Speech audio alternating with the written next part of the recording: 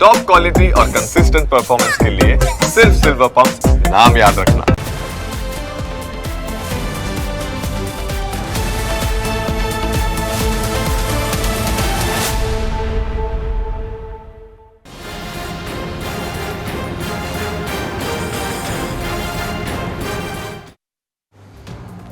લોકસભાની ચૂંટણી હોય, વિધાનસભાની ચૂંટણી હોય કે પછી સ્થાનિક સ્વરાજની ચૂંટણી, વડોદરા બીજેપીમાં આંતરિક ડખો ઊભો ન થાય તો નવાઈ લાગે।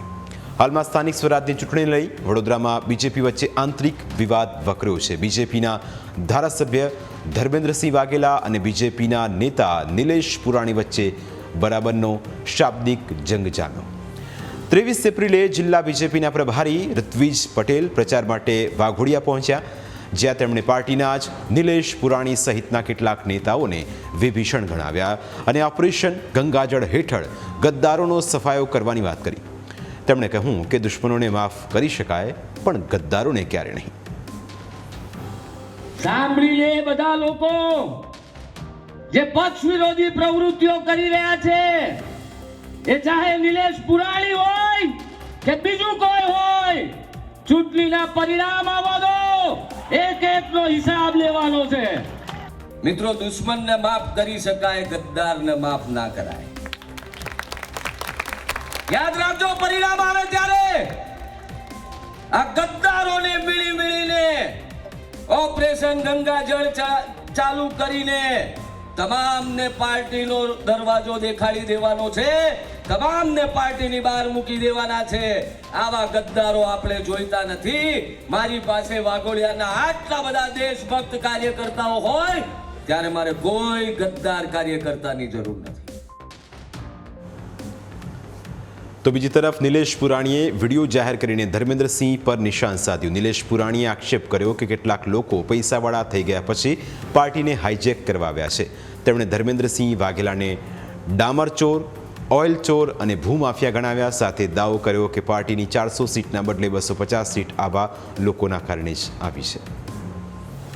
તો દુઃખની બાબત છે કે મને ગંદો ચિતરવા કરતા આપ ધર્મેન્દ્રસિંહ કે જે ડામરચોર, ઓઇલ ચોરની સાથે સાથે ભૂમાફિયો છે, મારા પર જ 72 લાખ રૂપિયા મારા તાલુકાના ખેડૂતને આપવાના બદલે તંત્રનો ઉપયોગ કરીને કેસ કરાવવામાં બહુ જ જહેમત ઉઠાવેલી છે અને એના ચેલા ચપાતાઓ હંમેશને માટે જ્યારે મારા માટે મારી જમીનો લઈ લેવા માટે કેસ ઊભા કરાવતા હોય, પોલીસ સ્ટેશનમાં કેસ કરવા પ્રયત્ન કરતા હોય, મારું નગર કે જેમાં 1584 મિલકતો એ 27 પ્રકારની છે, જેમાં મારું બિલ્ડિંગ પણ આવી જાય છે, એ તોડવા માટે જમીન આસમાન એક કરતા હોય, તો મારે આ વિડીયોના માધ્યમથી તમામ મીડિયાને, મારી પાર્ટીને, મારી માસમન પાર્ટીને એવું કહેવું છે કે સમય એવો આવી ગયો છે કે 30 ઉપરાંત વર્ષોથી જ્યારે આપણે ગુજરાત રાજ્યમાં શાસન કરીને દેશની ધુરા વિશ્વનેતા મુજબ સંભાળી રહ્યા છે, ત્યારે પાર્ટીને કયા રસ્તે લઈ જવી છે।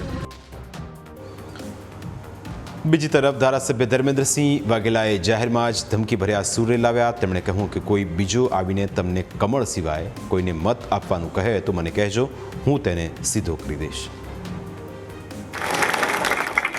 અમે અમારા સંસ્કાર અને અમારી ભારતીય જનતા પાર્ટીની વિચારધારાથી ચાલવાવાળા લોકો છીએ। અમને છંછેડવાનો પ્રયત્ન ના કરતા। બાકી તમને ખબર જ છે કે ધર્મેન્દ્રસિંહ કોણ છે। કોઈ એવો પ્રયત્ન ના કરતા, બધાય કમળની પેનલથી ચાલજો।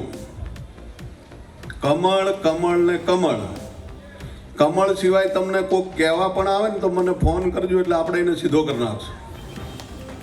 ભૂલથી જો તમને એવું કહેવાય કે મને એક મત આપજો, બાકી તમારે જે કરવું એ કરજો, એવો કોઈ પણ ઉમેદવાર તમને ફોન કરે અથવા તો મળીને કહે તો આપણે જીતેલો હશે ને તો એને ઘરે કાઢી મૂકશું। ધર્મેન્દ્રસિંહે વેપારીઓને પણ ગર્ભિત ચીમકી આપી કે જો તેઓ બીજેપી વિરુદ્ધ જશે તો તેમના માટે કંઈક રસ્તો કરવો પડશે। ધારાસભ્યે જે રીતે ભાષણ કર્યું તેને જોતા તો લાગી રહ્યું છે કે ધર્મેન્દ્રસિંહ લોકોને રિસનના ધમકાવી રહ્યા છે। શું તેમની પાસે એટલો બધો પાવર છે કે લોકશાહીના મૂલ્યોને સરેઆમ કચડી રહ્યા છે? મતાધિકાર લોકોનો છે, લોકો નક્કી કરશે કે તેઓ કોને મત આપવા માગે છે। તેમને ધમકાવીને ધારાસભ્ય શું સાબિત કરવા માગે છે તે એક મોટો સવાલ છે।